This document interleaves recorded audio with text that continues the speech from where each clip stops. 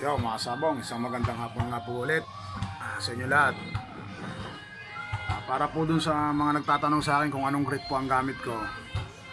Ang gamit ko pong grit ng panghasa po ay 600 grit mga sabong. 600 grit po ang gamit kong bato.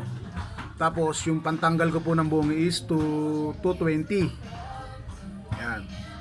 Para po dun sa mga nagtatanong sa akin, 600 grits po ang panghasa ako ng tare.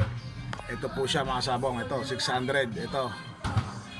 Ayan. Pag pantanggal naman po ng bungi, 220. Pero itong nakasalpak po sa akin is 80 grits mga kasabong. Dito po ako nagkikilay. 80 grits. Pagkatapos po ng 80 grits, papaltan ko po siya ng 120 grit mga kasabong.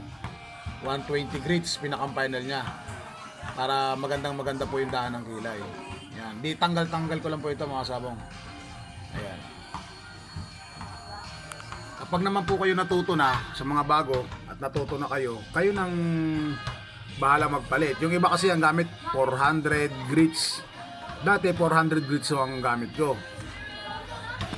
Okay din naman, matalas din ang 400 grits. Okay din mga kasabong. Nagpalit lang kasi ako ng 600 gawa ng pudpud ng 400 ko. Kaya nagpalit ako kasabong ng 600 grits. Ayan. Ayan. Sa sukat naman ho mga kasabong, conforme. Kung anong gusto nyong 6 inches ang laki ng bilog. At ang lapad niya, bale 3/4.